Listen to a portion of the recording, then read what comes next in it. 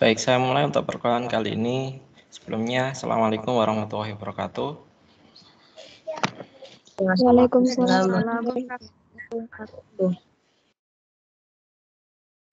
Baik, kita masuk ke materi pertama ya, karena yang sebelumnya kita hanya kontrak kuliah, jadi kita masuk ke dalam materi pertama yang akan saya ajarkan hari ini itu adalah tentang algoritma dan juga flowchart gitu ya. Jadi ini penting kalian ketahui sebelum kalian mengikuti perkuliahan untuk program dan aplikasi komputer.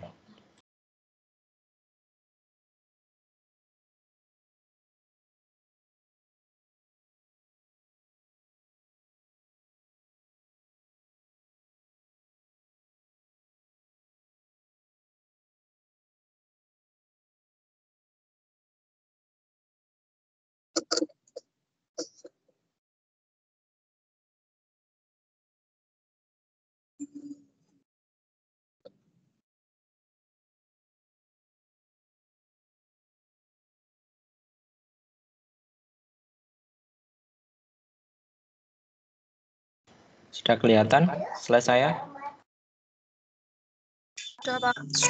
Sudah, Pak.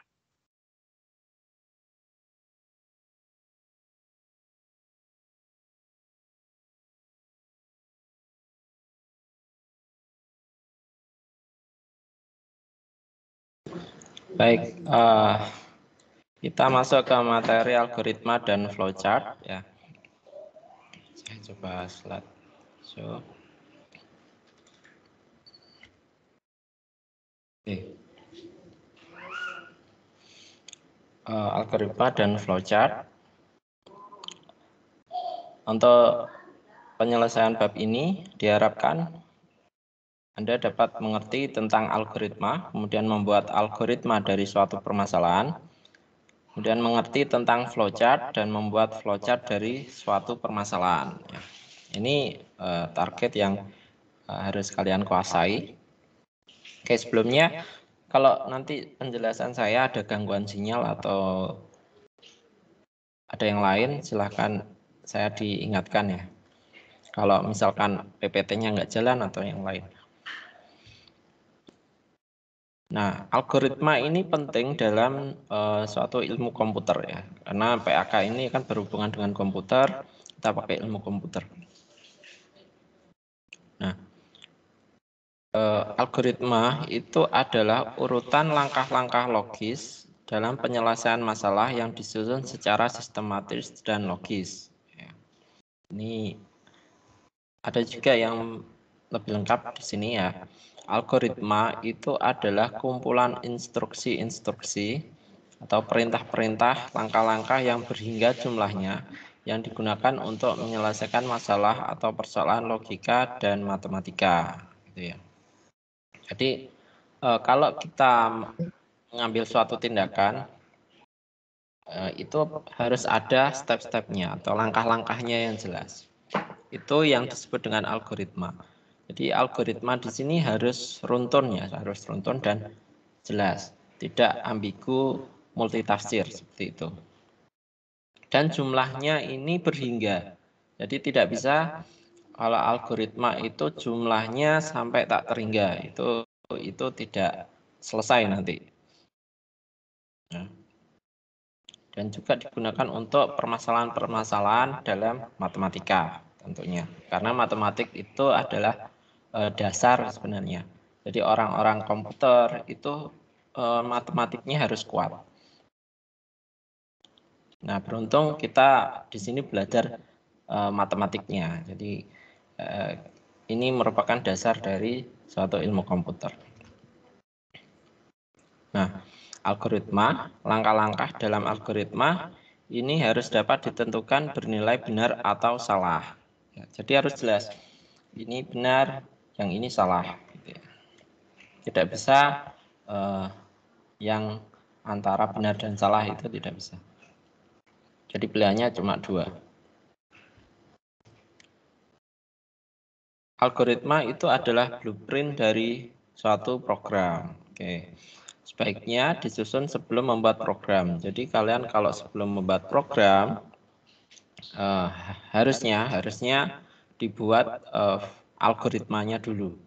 Ya, bagaimana program itu dapat berjalan. Itu biasanya untuk program-program yang rumit ya. Program-program yang cukup rumit itu harus kita buat rank-rankan algoritmanya. Nah, kemudian kriteria suatu algoritma itu ada input dan output. Itu yang pertama. Kemudian efektif dan efisien. Ya. Yang ketiga adalah terstruktur. Itu kriteria dari algoritma. Kalian nggak usah nulis, ini nanti slide-nya akan saya share. Nah, ternyata algoritma ini juga ada dalam kehidupan. Jadi, misalkan di sini,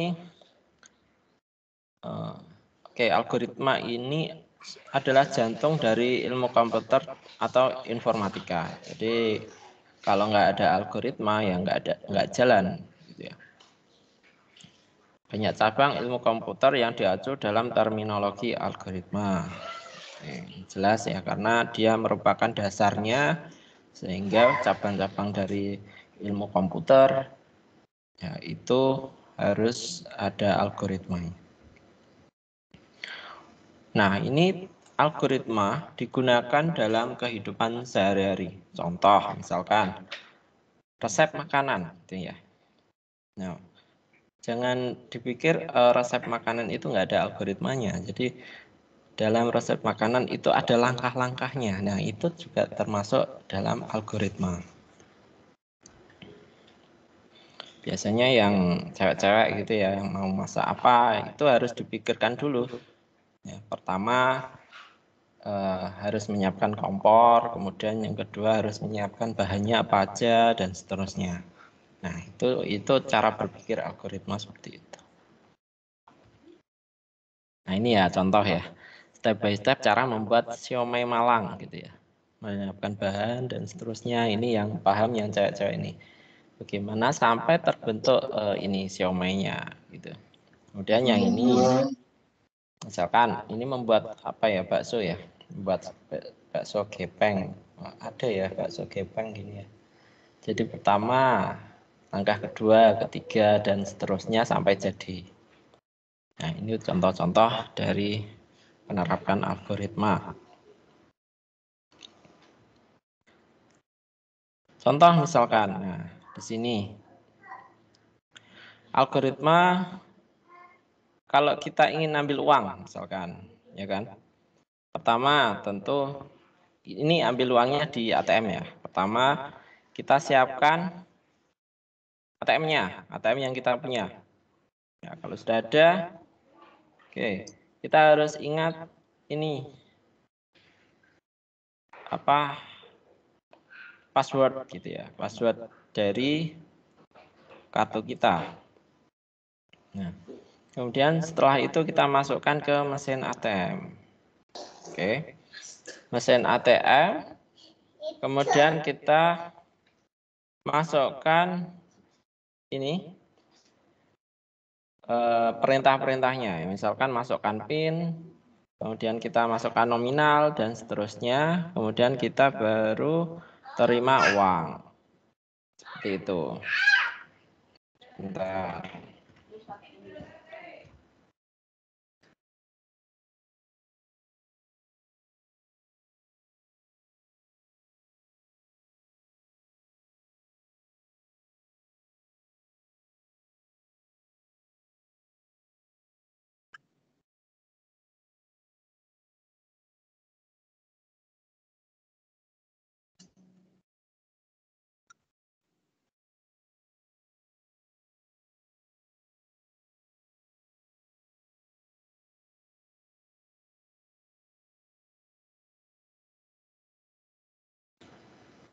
Oke, itu contoh-contoh dari penerapan algoritma. Nih, contoh lagi. Contoh lagi untuk mengirim surat, gitu ya. kita mau mengirim surat kepada teman. Maka kita harus tulis surat secara kertas gitu ya. Ini yang zaman dulu ya. Gini kita pakai kertas kayaknya. Nah, kemudian ambil sampul surat. Kemudian yang ketiga, memasukkan surat ke dalam sampul. Oke. Dan tutup sampul menggunakan perekat. Nah, kemudian jika ingin kita ingat alamat teman tersebut, maka tulis alamat pada sampul surat. Oke.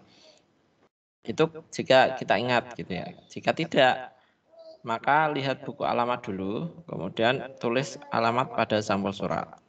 Kemudian yang ketujuh adalah tempel perangko pada surat. Kemudian yang 8, bawa surat ke kantor pos untuk diposkan.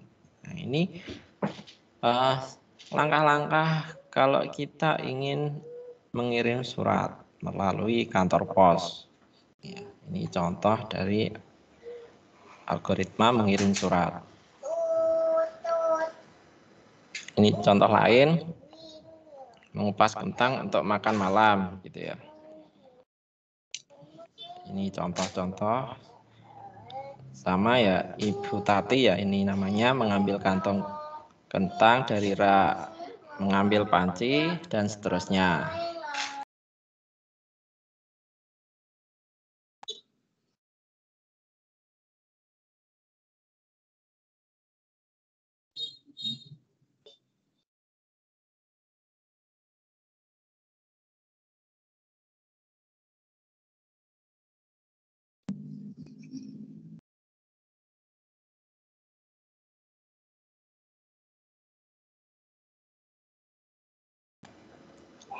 Oke, sebelumnya silakan kalian memikirkan satu algoritma ya. Coba. Ini latihan. Silakan coba memikirkan satu algoritma, bebas algoritma aja. Misalkan algoritma untuk apa ya? Menelpon gitu ya, menelpon melalui HP dan seterusnya. Silakan coba 5 menit ya, coba kalian pikirkan satu algoritma dalam kehidupan.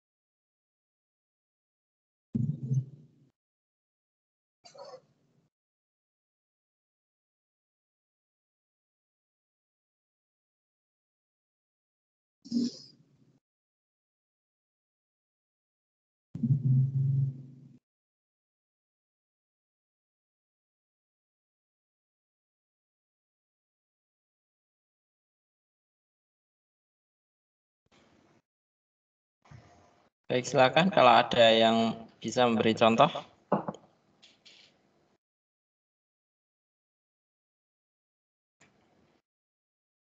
Siapa yang bisa? Satu saja untuk algoritma.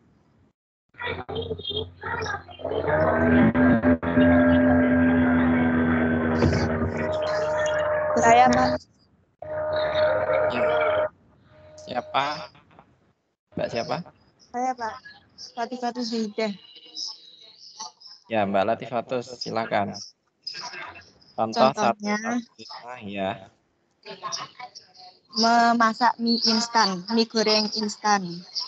Ya. Caranya yaitu siapkan bahan-bahannya. 1 bungkus mie instan, panci, mangkok, terus sendok, garpu. Ya. Lalu siapkan panci, lalu diisi air, ditaruh di kompor, lalu nyalakan apinya. Kemudian digodok ya, dimasak airnya hingga mendidih. Masukkan mie-nya. Aduk mie hingga merata, hingga matangnya merata. Jika sudah matang, mie-nya diambil, ditiriskan. Kemudian buang airnya, lalu taruh mie di mangkok. Kemudian dituangkan bumbu-bumbunya dan aduk hingga merata. Lalu mie instan siap dimakan. Sudah, Pak. Ya. Oke, bagus. Oke, kita beri aplaus untuk Mbak Latifatus ya. Baik, betul ya. Jadi contoh-contoh dalam kehidupan banyak ya. Contohnya yang tadi membuat mie ya. Tentu kalian sering membuat mie. Jadi itu step by step bagaimana algoritma mie itu dari yang mentah menjadi matang dan siap dimakan. Itu contoh, salah satu contoh. Mungkin ada yang lain, satu lagi. Ada yang beri contoh. Nyalakan komputer. Nyalakan komputer. Mbak siapa ini? Mbak Umi Lulu Abdul Jamal. Ya, silakan Mbak. Mana? Pertama, pastikan semua kabel tersambung. Yang kedua, tekan tombol power pada CPU. Langsung. Langkah ketiga, tekan tombol power pada layar. Komputer siap dijalankan.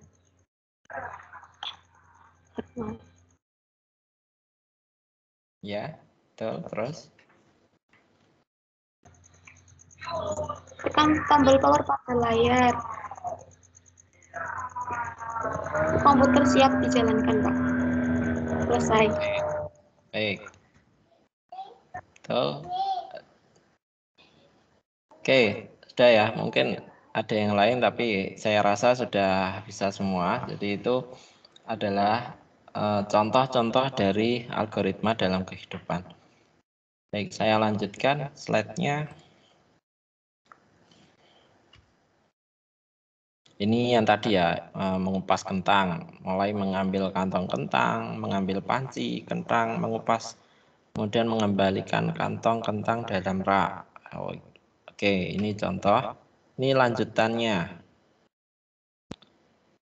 Ada hal yang tergantung pada sesuatu. Misalkan di sini, oke, Ibu Tanti mengambil kantong kentang dari rak. Ibu Tanti mengambil panci dari almari. Nah, melakukan persiapan gunakan celemek pakaian tergantung hari. Oke. Nah, di sini ya. Celemek di sini ya. Pakai. Nah, karena Ibu Tati di sini ini ada yang bergantung pada sesuatu. Misalkan di sini pakaian. Pakaiannya dia tergantung harinya. Misalkan hari Sabtu, Ibu Tati melihat bahwa bajunya tidak berwarna muda. Karena itu, ia tidak memakai celemek. Ya, berarti tidak ada aksi memakai celemek. Kecuali kalau hari Minggu, Ibu Tati melihat bahwa bajunya berwarna muda. Karena itu, ia memakai celemek. Nah, ini kondisi-kondisi yang menyebabkan algoritmanya itu tergantung terhadap waktu. Ya. Di algoritma di hari Sabtu beda dengan algoritma di hari Minggu karena baju yang dipakai berbeda. Kalau muda dia tidak kalau muda dia memakai celemek gitu ya. Kalau bajunya warnanya muda dia pakai celemek. Kalau enggak maka dia tidak memakai celemek. Nah, itu algoritma itu bergantung pada kondisi.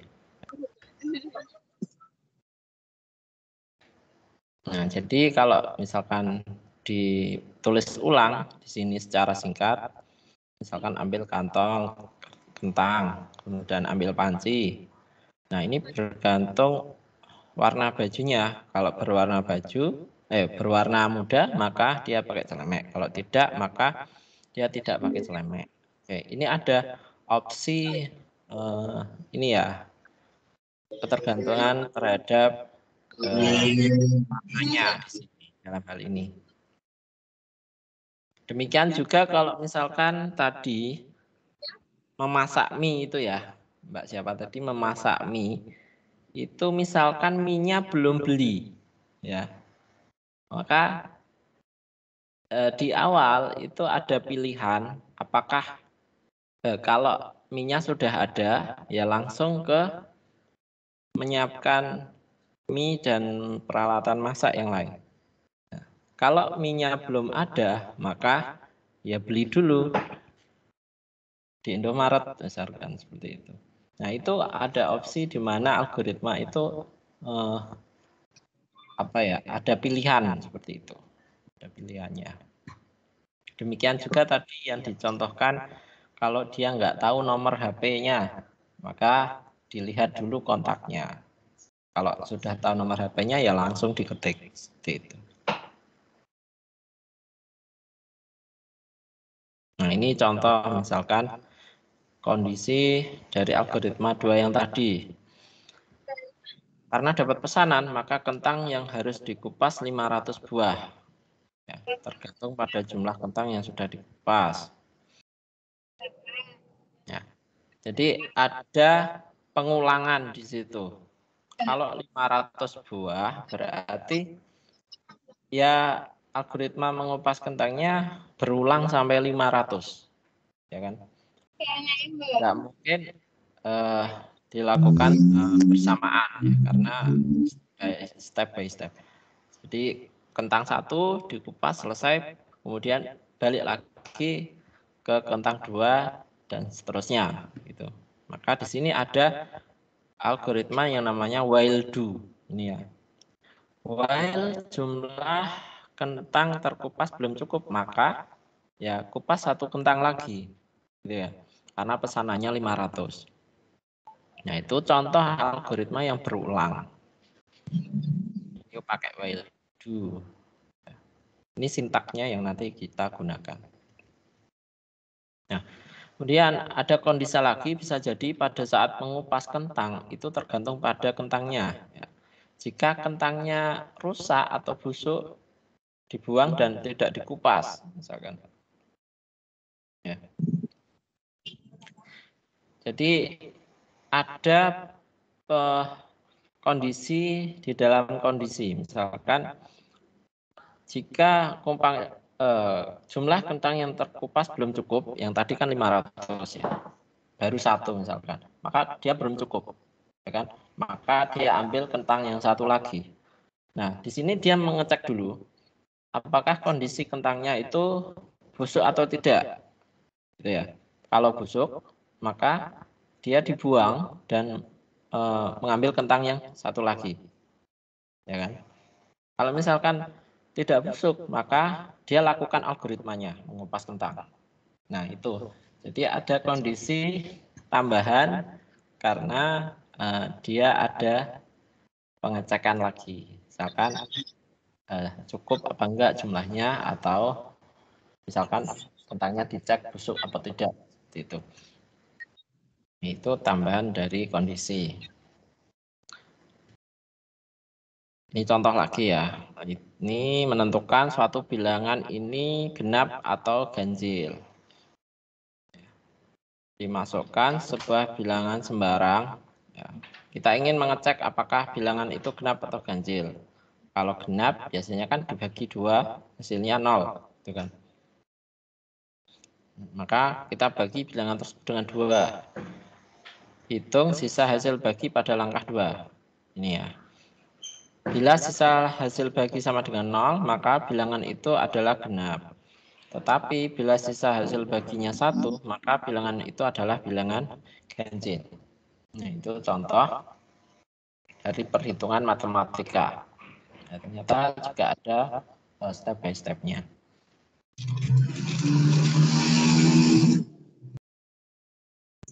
Oke, sampai algoritma ini ada pertanyaan sebelum saya lanjutkan flowchart?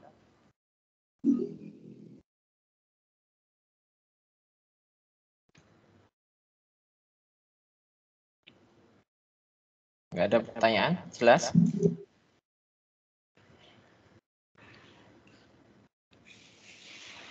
Jelas ya? Oke. Nah, sekarang kita masuk ke flowchart. Sebentar.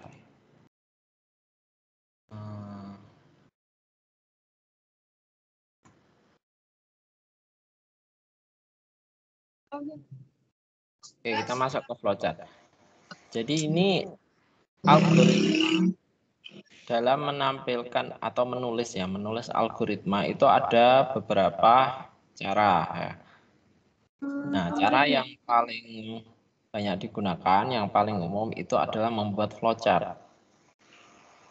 Bisa saja kalian deskripsikan seperti tadi ya.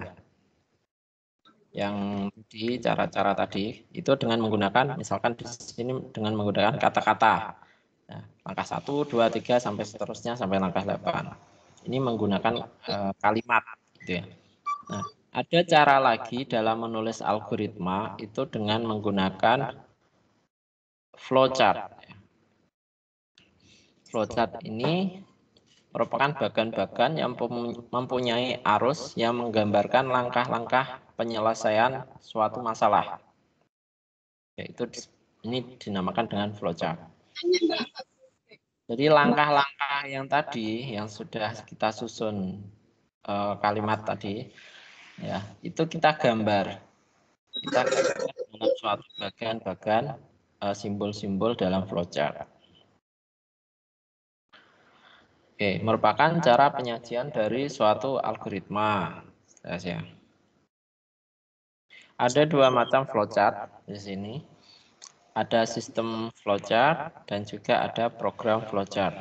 Kalau sistem flowchart, ukuran proses dalam sistem dengan menunjukkan alat media input, output, serta jenis media penyimpanan dalam proses pengolahan data. Ini kalau sistem ya.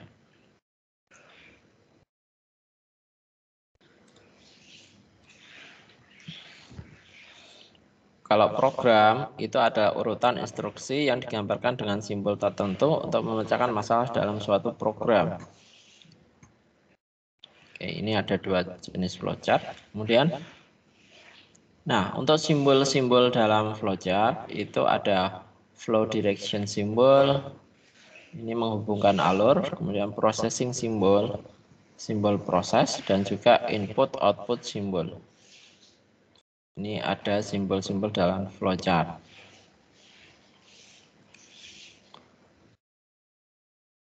Nah, ini detailnya ya. Detailnya macam-macam simbolnya. Yang pertama ini oval ini ya. Ini adalah terminator. Di mana fungsinya adalah permulaan dan akhir dari program. Jadi kalian nggak bisa sembarangan menggambarnya ya, karena tiap simbol itu punya arti. Misalkan yang pertama ini kalau oval itu ada di awal dan juga di akhir. Ya, ini kalian harus ingat. Kemudian ada garis alir atau flow line.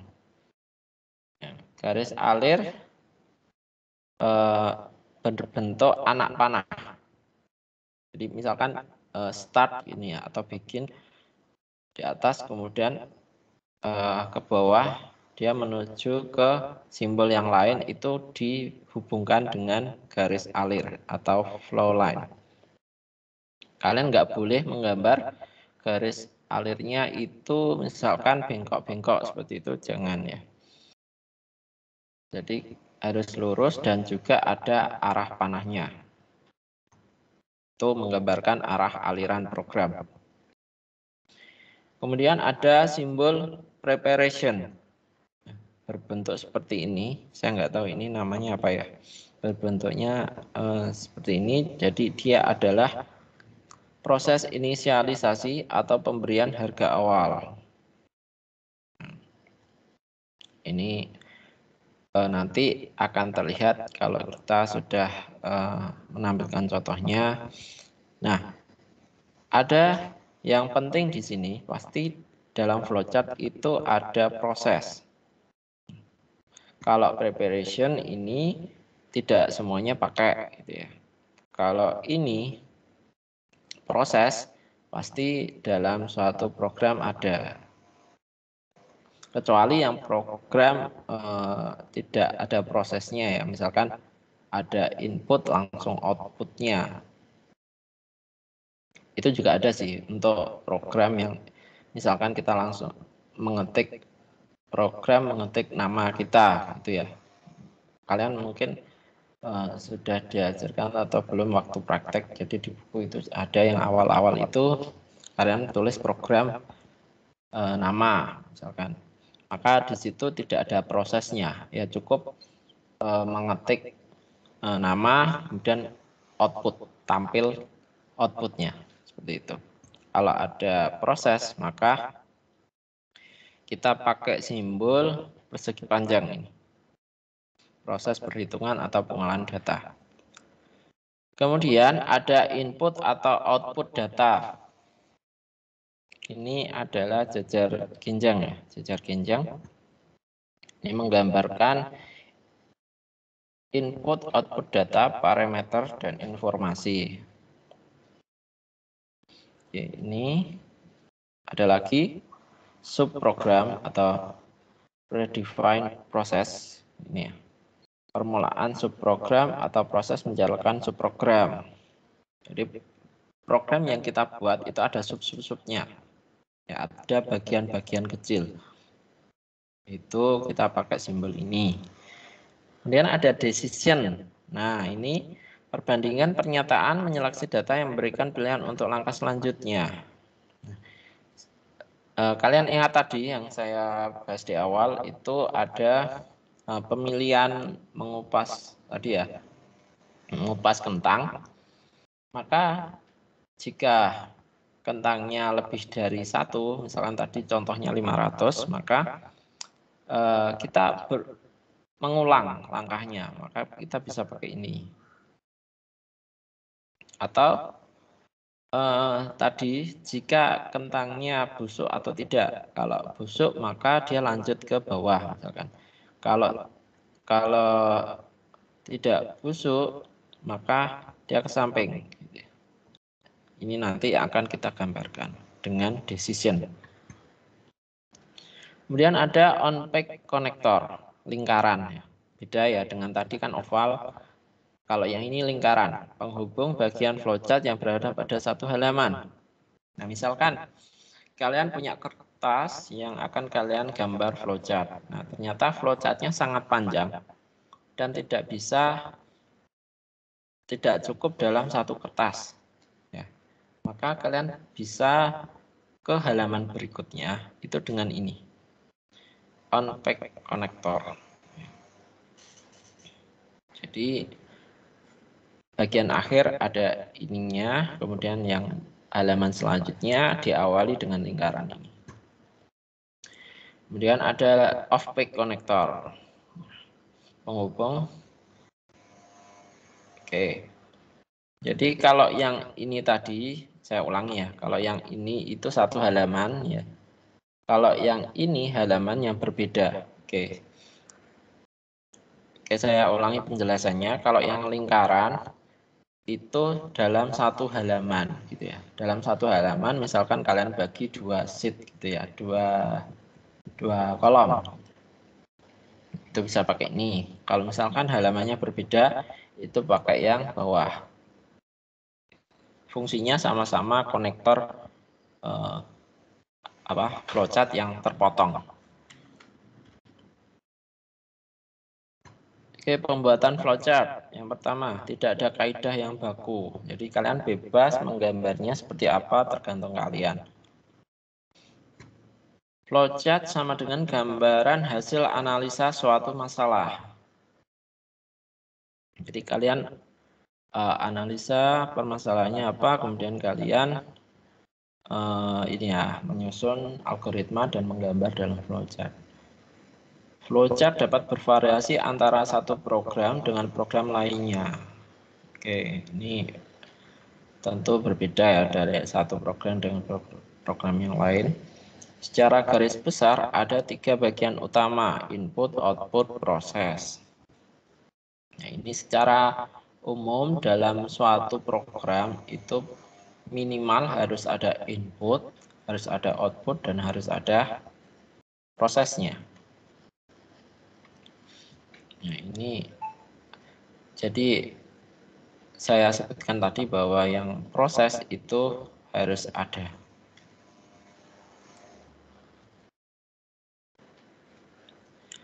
Pembuatan flowchart. Hindari pengulangan proses yang tidak perlu dan logika yang berbelit sehingga jalannya proses menjadi singkat.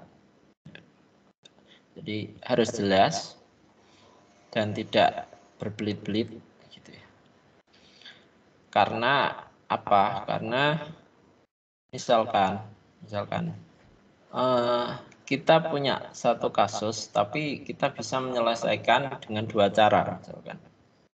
Maka cara yang dipilih dalam suatu ilmu komputer itu adalah cara yang benar dan juga yang cepat.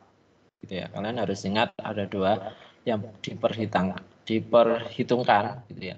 Yang akurat atau yang benar dan yang cepat. Kalau hanya cepat tapi hasilnya tidak akurat, maka biasanya tidak bagus gitu ya. Jadi satu program itu biasanya ada errornya, ada kesalahannya. Nah, kita pilihnya itu adalah kesalahan yang minimal. Dan juga waktu dalam proses program itu juga kita harus milih waktunya yang paling cepat.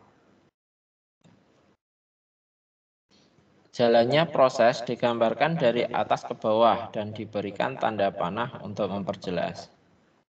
Ini kesepakatan, jadi kalau kalian menggambar itu harus dari atas ke bawah. Jangan dari samping ke kiri ke kanan, jangan. Jadi dari atas dulu.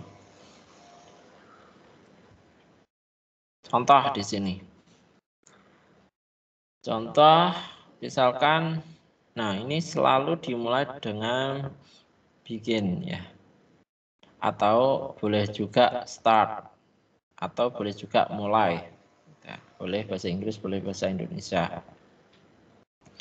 Dan jangan lupa menggambar garis. Dari sini dihubungkan ke garis sampai dengan N atau selesai. Oke, ini. Nah, ini ada input atau output di sini. Mungkin Anda ingin berkomunikasi dengan pemakai. Jadi ini ada input dan outputnya. Kalau ini mulai begin, input, kemudian Anda dapat melakukan perhitungan dalam proses. Misalkan tadi buat mie ya, buat mie. Maka ini adalah mulai, kemudian inputnya apa? Inputnya adalah mie Indomie yang belum matang, gitu ya. Kemudian inputnya bahan-bahan dalam bungkus mie itu juga input. Kemudian prosesnya apa? Prosesnya merebus air, kemudian memasukkan mie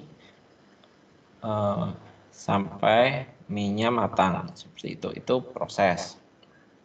Kemudian nanti ada output, itu adalah mie yang siap dimakan.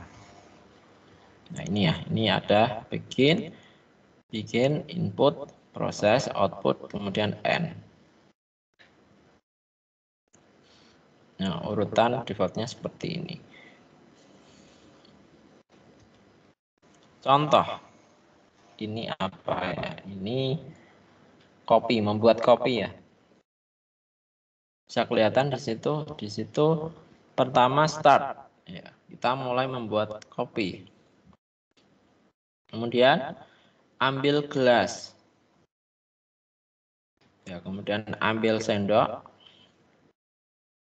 Ambil gelas dan ambil sendok, kemudian input 2 sendok kopi dalam gelas. Oke. Ini inputnya. Kemudian input 3 sendok gula dalam gelas. Jadi saya ulangi dari start. Ini kan proses ya. Coba kita lihat. Tadi, nah ini kan yang ini proses, yang segi panjang ini proses, kemudian yang jajar genjang ini adalah input output.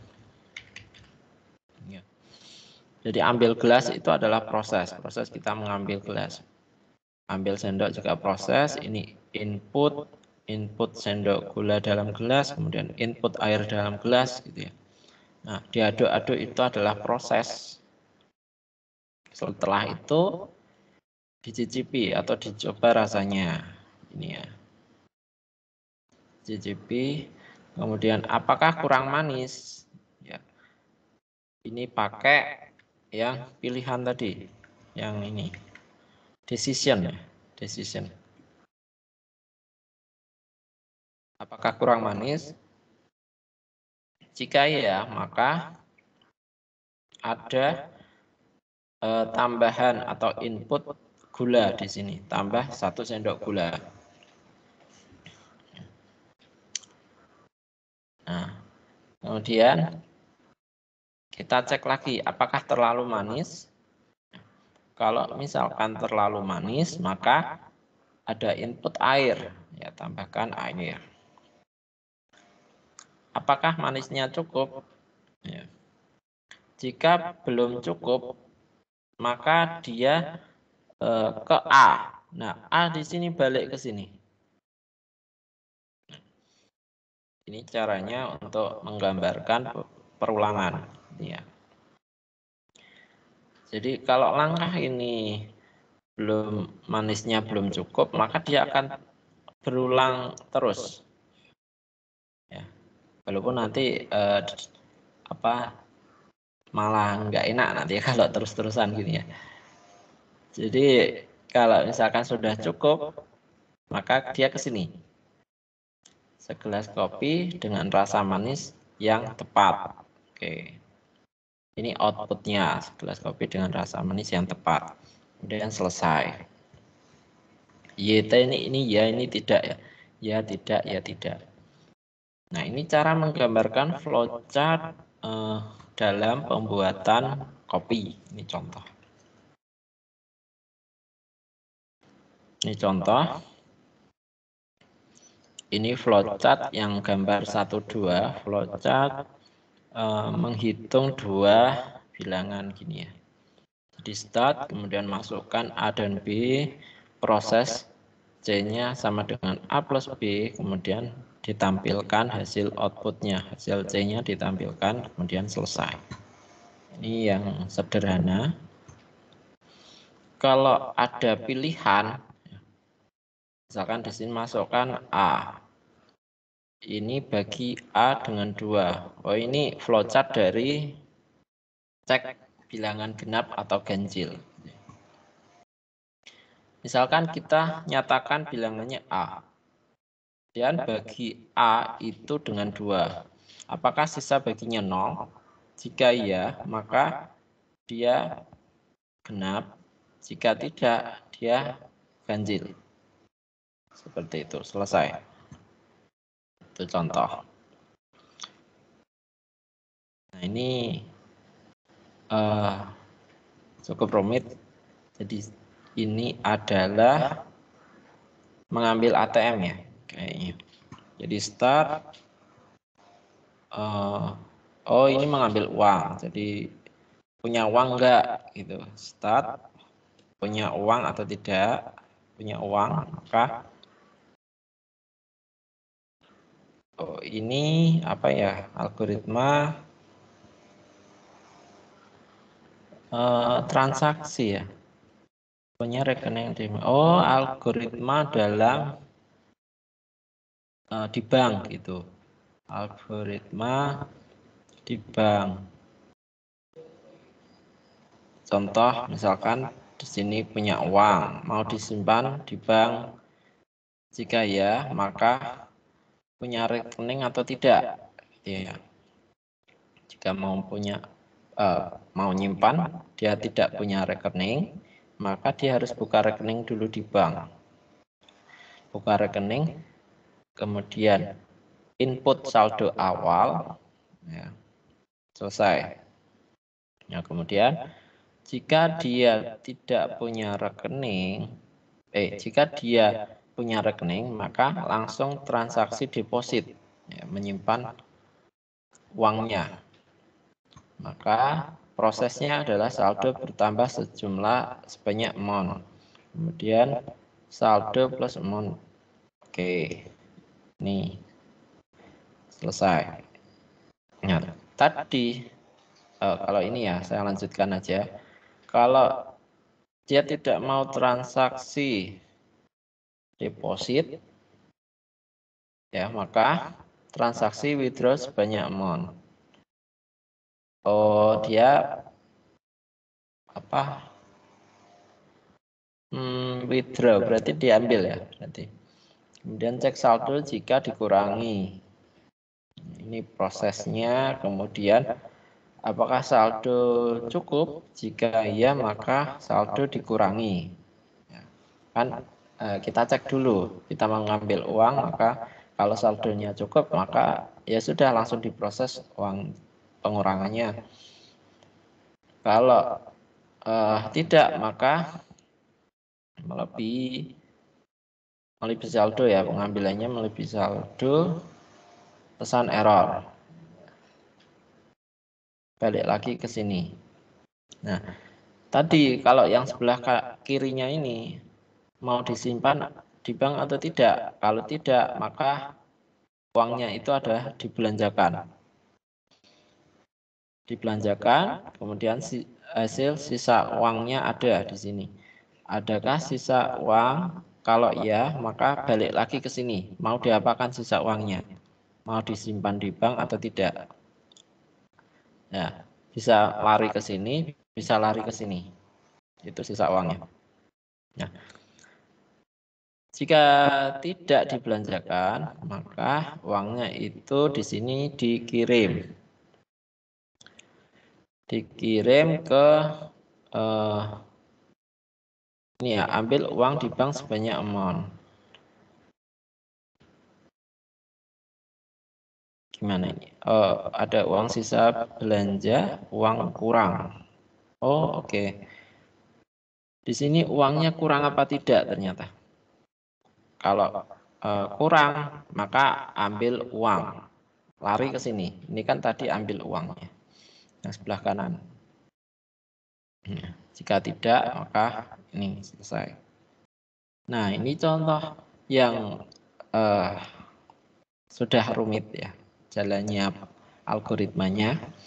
Jadi algoritma dalam membelanjakan uang sepertinya. Dia belanja atau nabung, ya seperti itu ya. Ini contoh algoritma yang sudah cukup kompleks. Oh, ini apalagi nih? Panjang sekali nih algoritmanya. Aktivitas sepertinya. Jadi bangun pagi, mau bersih kamar atau tidak gitu ya. Kalau tidak, kemudian langsung sholat subuh. Sholat subuh ya. Kalau sholat subuh tidak, berarti yang mungkin yang berhalangan tidak sholat subuh, kemudian langsung mandi misalkan. Ada mandi atau tidak ini ya. Kemudian mau sarapan pagi atau tidak. Dan dari situ berangkat kampus. Ini adalah proses berangkat ini ya. Kemudian input materi mata kuliah dan input tugas mata kuliah dan seterusnya. Kemudian mau makan siang gini. Apakah makan siang atau tidak? Terus mau sholat zuhur apa tidak? Terus masuk kelas lagi. Ini kayaknya dalam perkuliahan ya, kegiatan aktivitas mahasiswa gitu ya. Masuk kelas, input lagi materi kuliah. Kemudian pulang ke kos, ya, yang ngekos setelah kuliah dia mau pulang ke kos, kemudian mandi sore ini, ya mandi atau tidak, kemudian mau sholat asar, ngerjain tugas, dan lanjut sholat maghrib, lanjut ngaji, misalkan baca Quran, tunggu waktu isya, mau sholat isya, dan seterusnya sampai tidur lagi. Nah ini contoh flowchart dari algoritma aktivitas mahasiswa seperti itu. Oke, mungkin ada banyak contoh kasus dalam kehidupan itu bisa dinyatakan dalam algoritma dan flowchart. Oke, sudah selesai untuk materinya. Dari sini kalau ada pertanyaan silahkan.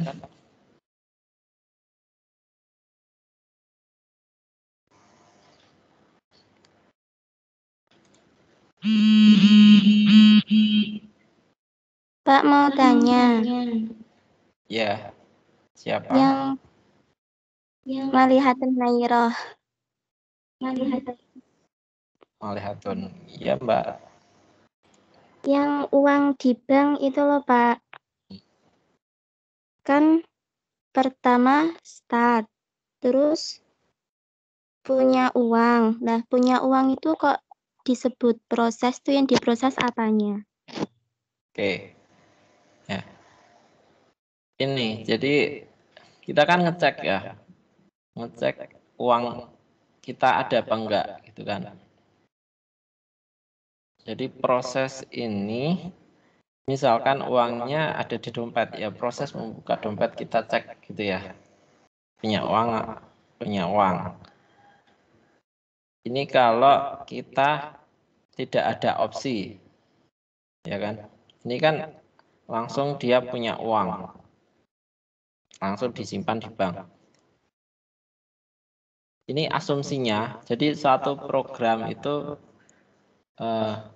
misal atau algoritma ya, algoritma itu ada asumsi. Misalkan asumsinya di sini sudah punya uang, gitu ya. Seperti itu. Jika tidak, maksud saya jika kita pakai pilihan, misalkan di sini kita cek punya uang atau tidak, gitu ya. Kalau tidak punya uang, ya udah selesai, langsung N. Ya.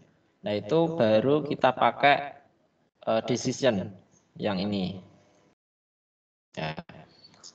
Kalau di sini kasus yang algoritma ini dia sudah punya uang seperti itu. Bukan input ya. Kalau input kan kita memasukkan uang seperti itu. Jadi ini langsung pakai persegi panjang. Seperti itu, Mbak. Tidak kalau di sini pakai decision juga bisa ya. Decision apakah kita punya uang atau tidak. Kalau iya maka lanjut ke bawah. Kalau tidak ya udah selesai langsung N. Itu kita pakai decision. Tergantung kasusnya saja. Gitu Mbak. Siapa tadi?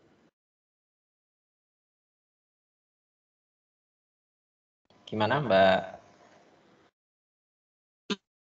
Iya, Pak. Terima kasih. Mbak Maliha ya, Mbak Malihatun.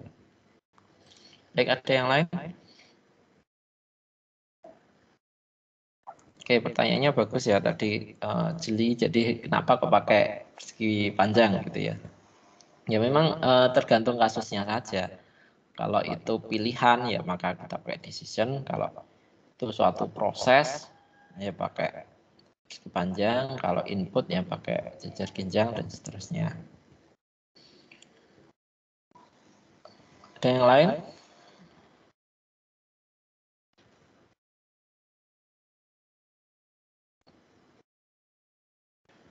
Atau sudah jelas?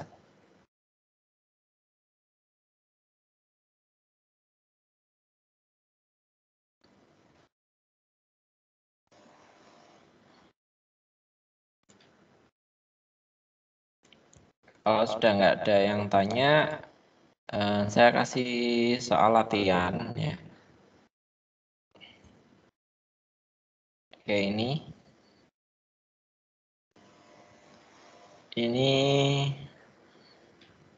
exercise. Jadi silakan kalian coba buat flowchart ini ya. Tugas ini individu, ini untuk pemanasan saja. Jadi programnya saya lihat di sini sederhana gitu ya. Jadi yang pertama, yang A ini adalah menghitung rata-rata dari 5 bilangan yang diinputkan. Ya. Jadi kalian punya 5 bilangan, kemudian dihitung rata-ratanya. Bagaimana flowchartnya? Kemudian mengkonversi suhu derajat Celcius ke derajat Kelvin. Mengkonversi Kelvin ke Celcius. Mengkonversi jam ke menit. Jam ke detik, detik ke jam, detik ke menit. Kemudian menghitung luas segitiga. Yang terakhir menghitung jumlah deret. Deret 1 plus 2 plus 3 dan seterusnya. Sampai N.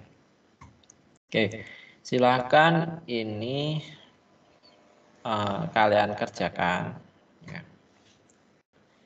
Jadi flowchart ini silahkan kalian coba kerjakan di rumah. Kemudian dikumpulkan minggu depan. Ada pertanyaan terkait tugas?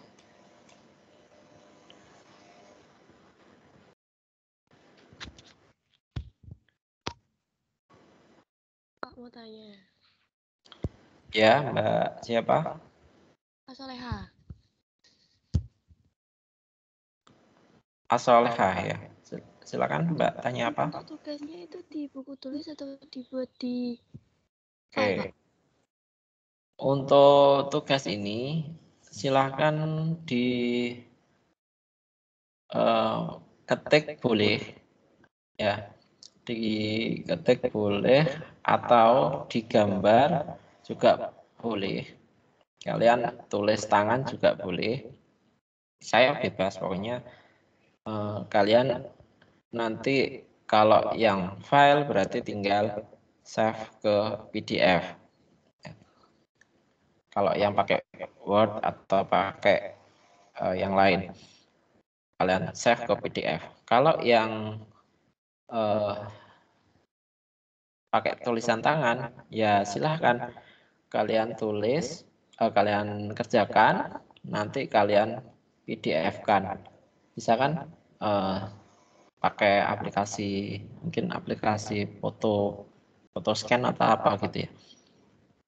Itu bisa jadi foto, kemudian kalian ubah ke PDF. Gitu ya Mbak? Iya Pak, terima kasih Pak. Ya. Jadi kalian nggak perlu susah yang mungkin yang belum punya komputer ya. Jadi kalau praktek ya nanti kalian di lab, kalau tugas-tugas gini saya nggak mewajibkan, ya nggak mewajibkan kalian punya komputer ya. Tapi kalian mungkin bisa usaha untuk meminjam ya. Kalau misalkan bisa, ya kalian buat, kalau suatu saat tugas saya untuk mengetik ya, bagaimana caranya kalian bisa mengerjakan, entah itu pinjam atau mungkin kalau sudah dapat beasiswa nanti bisa beli komputer, itu lebih bagus juga.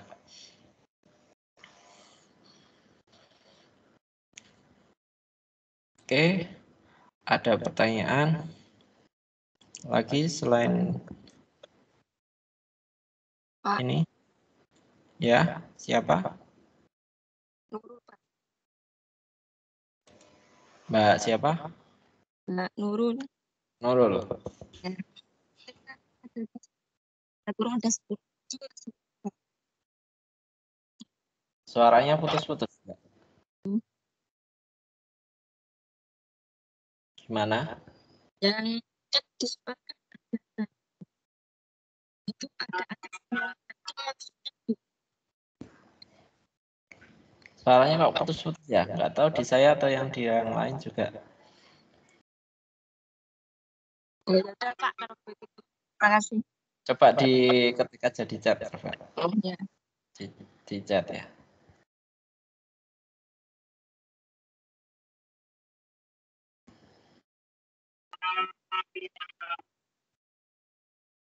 Oke, jadi ini kelemahannya kalau pembelajaran online gini ya.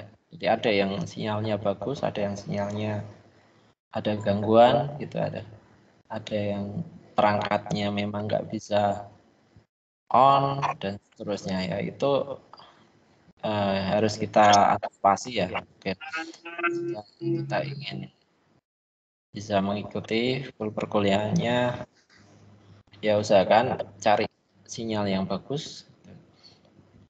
Dan oke Mbak Nurul, silakan di chat pertanyaannya ya. Itu kan di soal ada tanda kurung 10, itu maksudnya, oh iya. Oke, ini poin ya. Saya lupa nggak jelaskan tadi. Jadi ini jumlah poinnya, kalau di total 100.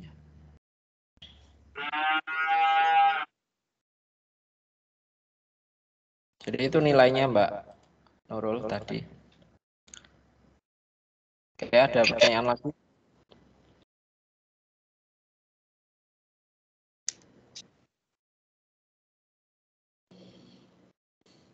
Baik, kalau nggak ada pertanyaan, di sini sebenarnya ada exercise yang lain, tapi silakan yang lainnya dibuat latihan saja, gitu ya.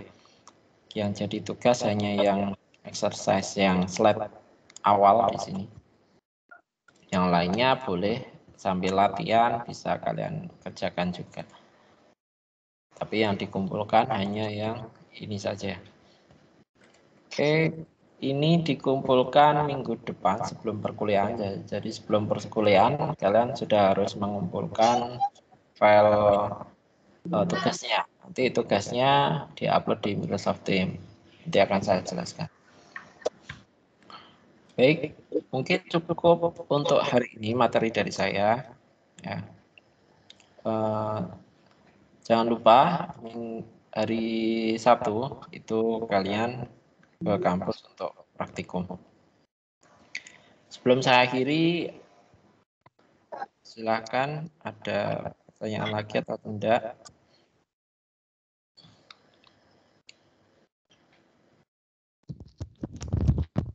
Oke, kalau nggak ada, saya akhiri untuk perkuliahan kali ini. Terima kasih.